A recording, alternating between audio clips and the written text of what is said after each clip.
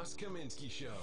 Now, Ross Kaminsky on Denver's talk station, 630 KHOW. You know, my friend George Brauchler and I agree on most things. So I actually have lots of fun when we disagree on something.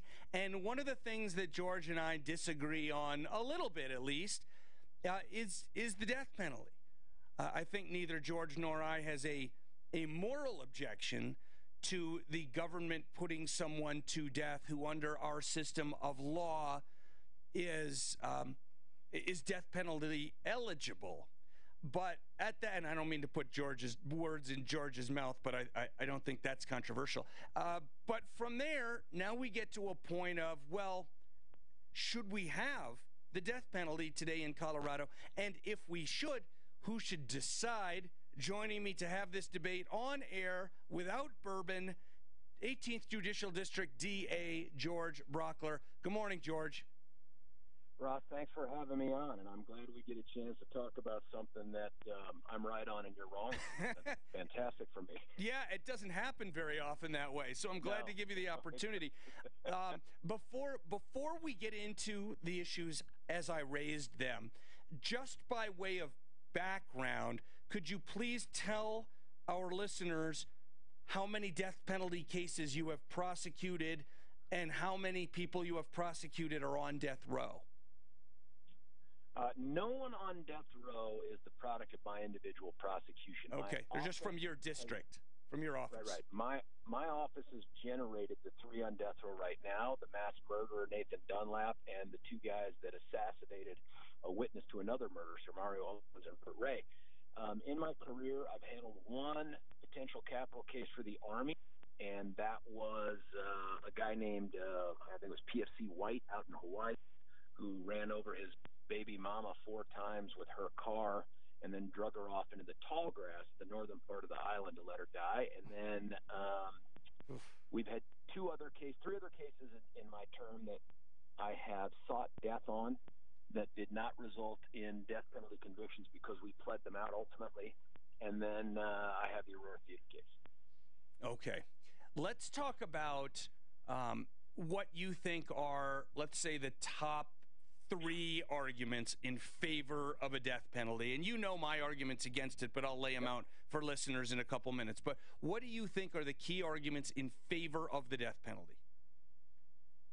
I think the first and foremost one, these aren't equal points, is justice.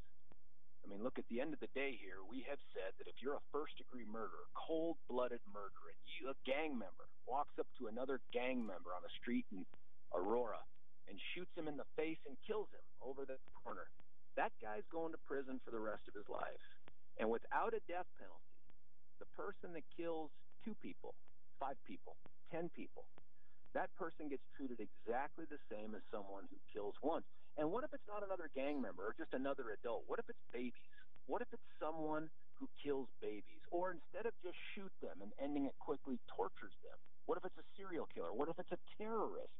What if it's Tsarnaev from Boston or Dylan Roof from Charleston or Zal Hassan from Fort Hood? A state without a death penalty says all of those people get treated exactly the same as the one-time murderer, and in doing that, you treat every murder after the first one as a freebie. So the number one reason, in fact, really the only reason we should ever consider having any sentences after public safety, are that it's justice to have that. I also think, I could rebut most of the other myths about this. People talk about cost. I can rebut that. People talk about, well, it's racially disparately applied. That's nonsense and provably false as well. Only certain jurisdictions prosecute it. I can address that as well. But the number one reason to have a death penalty is justice. And, I basically agree with you on the justice piece.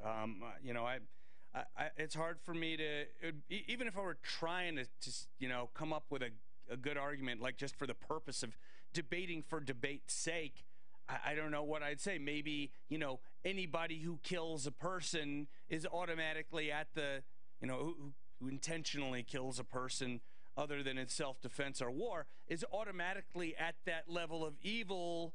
And once you're there, you're there. It's not like this amplifier goes to 11 and they're all just as bad, and maybe you're overstating it by saying someone who kills 2 people or 3 or 8 is worse than someone who kills 1. I'm not even saying I believe that argument. I'm just saying I'm trying to come up with something, Yeah. But we do that with every other aspect of the law, right? If you burglarize 1 house, you're probably going to get probation, maybe some jail. You burglarize 2 houses, you're looking at a lot more jail. 3 houses, you're going to prison. And we do that with every other charge. Only murder. It would be the only charge on the books that we say, no matter how many times you do it, you get the very first sentence. Well, the implication then is that you should not ever be given or almost never be given the death penalty for murder for your first one. I think it depends, right? I mean, look, some states do it differently, and I'm troubled by the legislators and the naysayers out there who point to how Texas or Georgia or Kentucky or Florida do it, because that ain't us. We don't typically put single murderers on death row or try to give death penalty to them. Typically, it's multiple victims or heinous crimes, and that's what you see out of the people who are on death row right now. And we don't do whodunits. I heard this argument yesterday that, well, there's a risk we're going to put someone to death who's innocent. Okay, because we can never get to 0, but the amount of money and resources that are spent scrutinizing death penalty cases on the back end is so much that you can't point to, wait for it, you can't point to a single person in the modern era in Colorado or ever been on death row who's innocent, and you can't point to a single person in the United States of America who's been put to death who was innocent. So yeah, there's one case, and I'm blanking on the guy's name, where the experts seem to think he was probably innocent, but it hasn't been proven who was put to death. Right. But one thing we know for sure, George, and this is really my main thing. There have been quite a few people. I'm not here in Colorado, but there have been.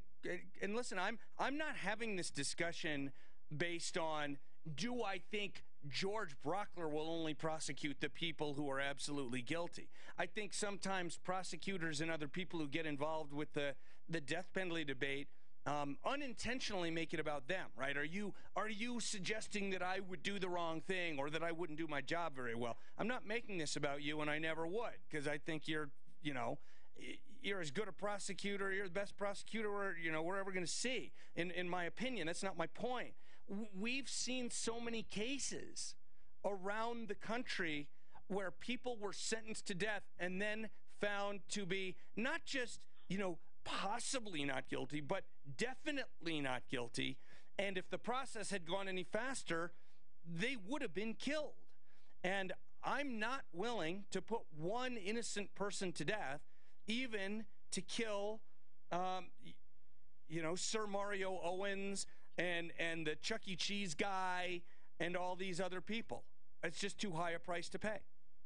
One other thing before you answer, George. One other quick thing. I'm sorry. Yeah, hold on. Let me just get one other thing real quick.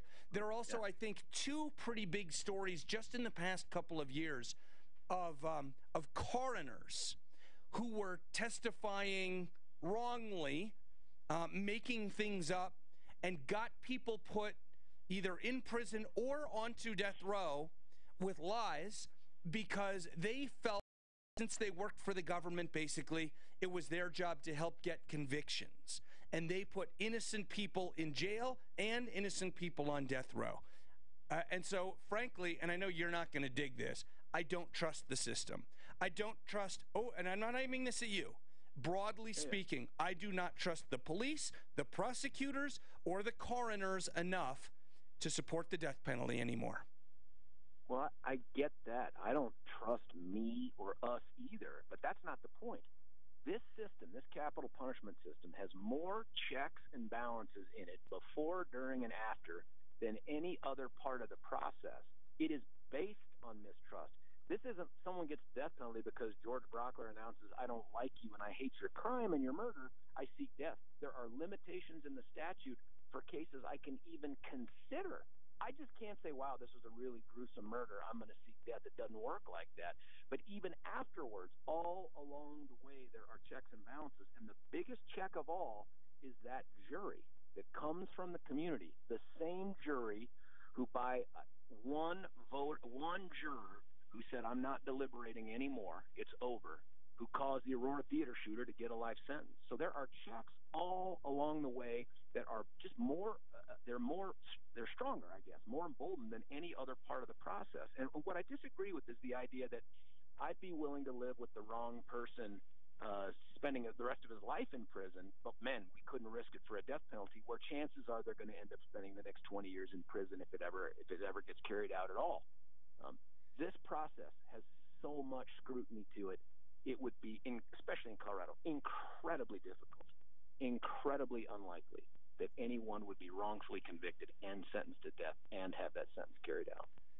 There have been, since the 1970s, something like 150, maybe getting closer to 200 people released from death row after evidence showed that they should never have been sent there to begin with.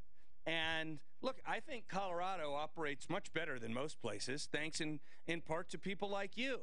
But I also, look, you're not going to like this at all, and I mean this in a really sarcastic way, much more than a serious way. But you know what? Juries are made up of people who aren't smart enough to get out of jury duty.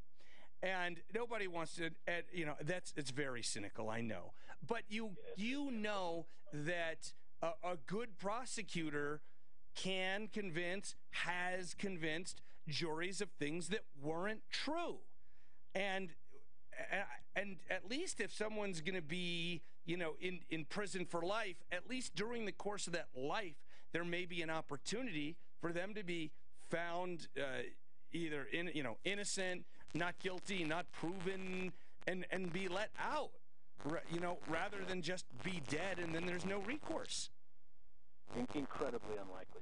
Especially in the state of Colorado. I mean, the things that you're talking about, those 150, ain't a single one of them come from the state of Colorado. I know that. I mean, we shouldn't be passing laws based on abuses in other states. I mean, I think too often that's what look what happened in Texas or New York or Ferguson, Missouri.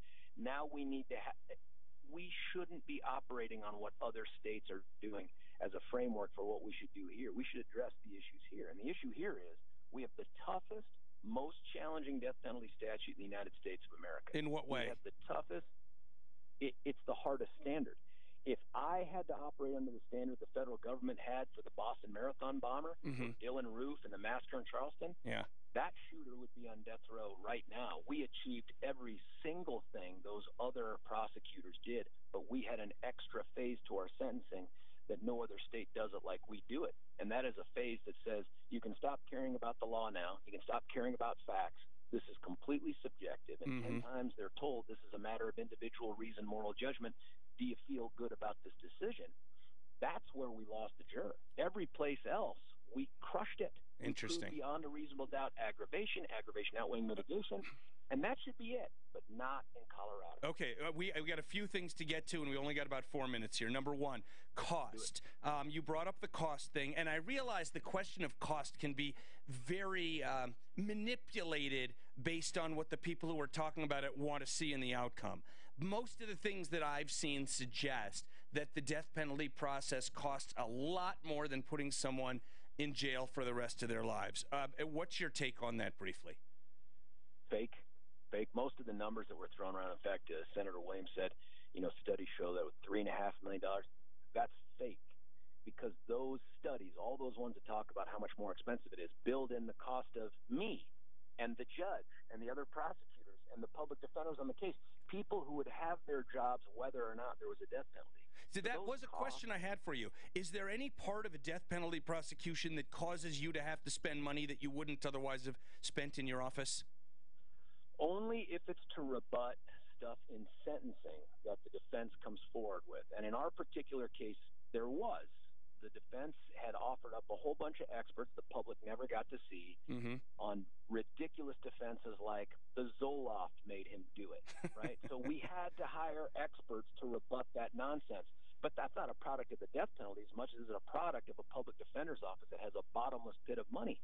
They have tripled their budget in a very short period of time, and it's hard to keep up with them. And that's why you only usually see the death penalty being prosecuted in the metro area, because we're the only offices with the resources to match them. That's interesting. That's a great point, and I hadn't heard that point made before. I love that point. Let's move on to something a little bit different, in an area where I think you and I may agree, even though you and I might vote differently if we were voting on the death penalty. The question comes now that this is being brought to the legislature. Who should decide? Should the legislature decide whether Colorado has a death penalty, or should the voters decide?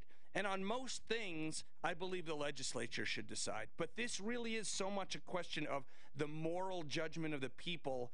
I'm leaning towards thinking that the people should decide it. What do you think? 100% agree with you, man. If this is a matter of morality, and that's what apparently was drug out after I testified at the hearing yesterday, they brought out the Catholic diocese to come testify. And I wonder how many abortion bills they've had him come out and testify on, too. But they also had all these other people talking about a better Colorado and we're better people and changing standards of morality and decency. That shouldn't be decided by a handful of people who ran on other issues during an anti-Trump wave. This should be decided by Coloradans. But here's why they won't do it, Ross, and there's something nefarious about how they drafted this. In the modern era, since the death penalty has come back into existence in the early 70s, no state in America, no state's voters have ever voted to repeal the death penalty. I mean, you only have to look to 2016 to look at California. They had two competing death penalty measures on the ballot. One was to repeal it, and one was to accelerate the appellate process. And crazy California voted to keep the death penalty and to accelerate the appellate process for death penalty. That's California. Nebraska, the legislature said, we repeal it. Governor vetoed it. Nebraska legislature overrode the veto, and the next election, the voters put it right back on the ballot. But here's what's nefarious about the way this is being done. Okay, I got 40 seconds. Bill was dropped on a Monday night. Hearing was yesterday. They've written language in it that prevents us, Coloradans, from petitioning to keep the law from going into effect after it's signed into law. They wrote that language in there. It's called a safety clause. Completely ridiculous. That is completely that safety clause thing is often wildly abused by the state legislature. And you know what? I'll tell you what. I hope that if they go down that road, maybe you can sue them about it. And I mean that seriously. I would love to see a legal challenge to the use of the safety clause. George Brauchler, thanks for the great debate. Great conversation as always. Thanks, we'll talk with you again soon. And I'll tell you what, folks, if you want to react to any of that, call me now and we'll continue the conversation. 303-713-TALK. It is sponsored by Credit Karma. It's jammed up north I-25 southbound. Problems all morning. A crash 104th Avenue. Traffic is jammed from 136 down to 84th. I-76 westbound, that crash Commerce City exit still there. Traffic back to Highway 84.